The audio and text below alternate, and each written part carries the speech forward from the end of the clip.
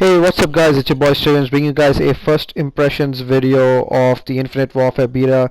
Now, right up here on your screen, you're going to be seeing my favorite weapons so far based on, the couple of hours that I played the game. I want to say I played the game for a good 4 or 5 hours, so I have a good gauge on what weapons to use and what weapons not to use. So you can see out there the RK5 and the FHR-40, which is really the P90, and you can see that I have the NUKE variant, which is super cool. I got it in one of the supply drops that I opened. You can see the perks that I use out there. I use Dexterity, Ghost, and then I use Marksman, and I use Hardline. Honestly, if any guys of you have been watching my video for a long time, you will know that I have actually never used Ghost, but it seems like you have a UAV constantly in this game, and it's forced me to use Ghosts.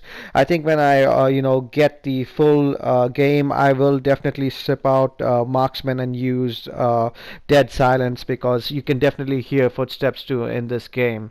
But as you can see out there, you got the NV4, and you can see the variants which you can see on the weapons.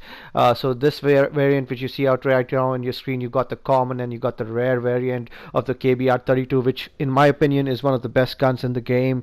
I definitely recommend you try this gun out when you see it. Now the other weapon that you're going to see is the RK5, which is pretty good. It's pretty close to the Type 25, I want to say, when it's in burst mode. It's a pretty cool weapon, but I would say that the FHR-40, which is what you see on your screen now, which is really the P90, is one of the best weapons. As you can see there, it is the legendary variant of it, which has the nuke option. And I believe in this game you can only earn a nuke with the weapons which have the nuke option on them. And honestly, it's really hard to get a nuke in this gameplay, depending upon honestly what kind of lobbies you get. And for me, I want to tell you the truth, the lobbies that I got were pretty sweaty. I would get decent KD ratios. I held my own. I've been getting 2 and 3 KD ratios, but I really haven't gotten some great gameplay so far. And when I do, I'll definitely be sure to upload them, on this channel. Now, the gameplay that I'm showing you, there's nothing special about it, but I definitely did play with the nuke variant on the P90. I'm sorry, I'm still used to the word P90. You can see it looks exactly close to the P90. And honestly, one of the things which I've noticed on this game, if I want to switch to first impressions, is, man, it seems a lot like Ghosts. And I mean a lot. It's not even close in terms of, a lot of people saying that it was going to be close to Black Ops 3. And I can tell you that the only thing that it has similar to Black Ops 3 is the wall running.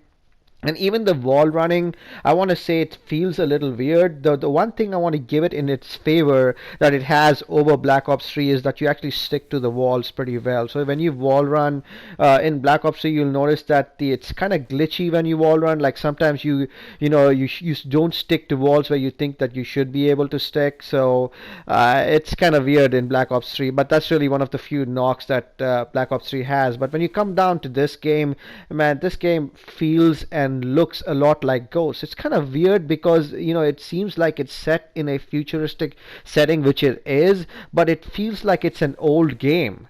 I don't know if it's weird for me to say that, or I don't even know if that makes sense coming out of my mouth.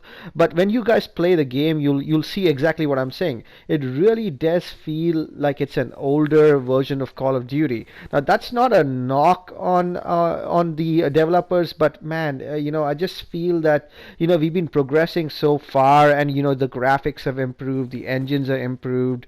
As you can see out there, you get a countdown of your weapons when you get kills with these nuke-based weapons, of how close you are to your nuke kill streak. That's crazy, man. I mean, imagine the kind of pressure that builds up when you're like 5 kills away from your nuke kill streak. I mean, that's insane. And the nuke does end the game, I want to say, in this in these game types, like, because in team deathmatch and in free for all it does, but I know that there in some tactical game types the nuke does not end the game, so that's for sure. And but obviously I never got close to getting a nuke. I think the highest kill streak I've gone was a 15 kill streak, and then I proceeded to die like 6 straight times, which kind of busted up the gameplay. I think that gameplay which I got, I think it was a couple of hours ago, I went on this 15 kill streak and I'm like, damn, this is is what I'm going to be uploading on YouTube, and then I go and die like 6 times in a row, and that kind of ruins that gameplay.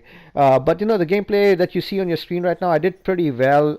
This is definitely one of the best guns in the game, and the setup which you see out here definitely works. I think running Ghost, because of the constant UAV, because people have perks, like for example, where if someone on your opponent's team gets a UAV, you can get the UAV too, and it really sweeps through.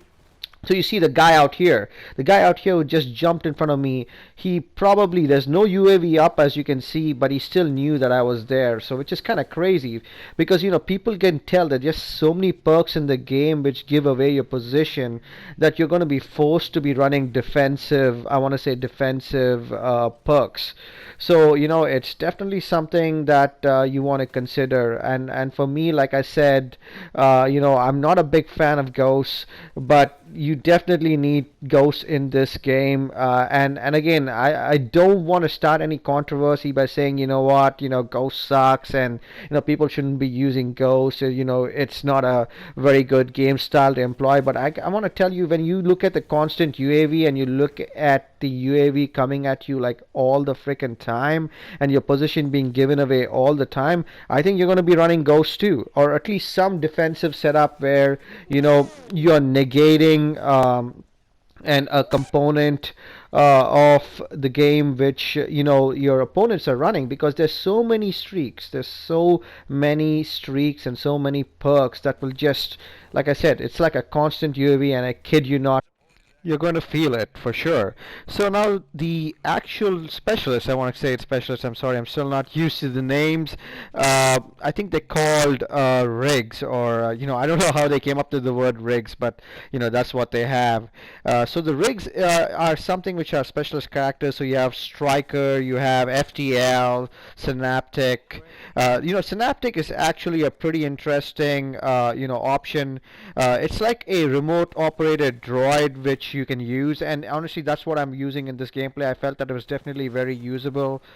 So the weapon it actually has is something called a dual integrated machine gun, and it's got built-in suppressors for like close quarters combat. So that's the one good thing about this machine gun, is because you don't really show up on the radar. And like I said, this game is all about not showing up on the radar. But the one thing which I actually liked about it, as much as I like the machine gun, was the trait. Because you got to keep in mind that all these specialists come with two options. They come with a payload and they come with a trait. So you can actually configure both of them. So I use the equalizer and the trait. The trait I used was something called Combat Burst. Now, Combat Burst, essentially what it does is after each kill, it gives you a boost to your movement speed. Now, that's, I'm telling you, in this game, invaluable, because you want to always be constantly moving and setting up from positions where you have an advantage over your enemy, because, like I said, your position is going to be given away a lot in this game. So that's one of the things which I found, honestly, really usable. Like I said, take a look at the synaptic, take a look at the equalizer and the combat burst as an option. The other thing which I see a lot of people using, which is something called the FTL, which is like a battle rig. It is kind of crazy because it has something called the eraser, which is like this energy based handgun, and honestly I tried it out a lot, but I wasn't really good at it. I want to say I sucked, as I just shout on my screen where I've die yet again when I was super close to my main kill streak, man. That was so frustrating. I kept dying all the time, super close to my my highest kill streak. But it is what it is, man. But like I said, try that out. It's something that I definitely want to say is one of my favorite rigs to use, and I think it's very usable, man. That's something which is very practical, very usable, and especially if you're a beginner, check it out, use it. It's definitely something that might help you in this game.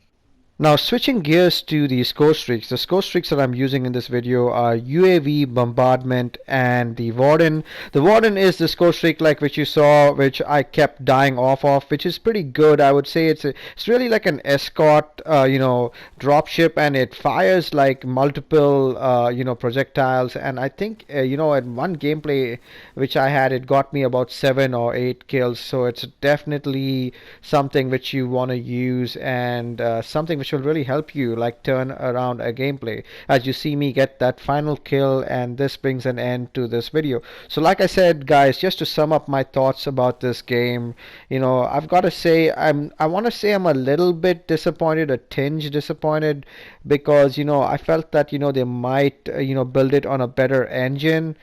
But it is what it is. It does feel a lot like Ghosts with the added element of the wall running. So that's my thoughts. That's my 2 cents. Should you buy it? Well, you ought to play it and see.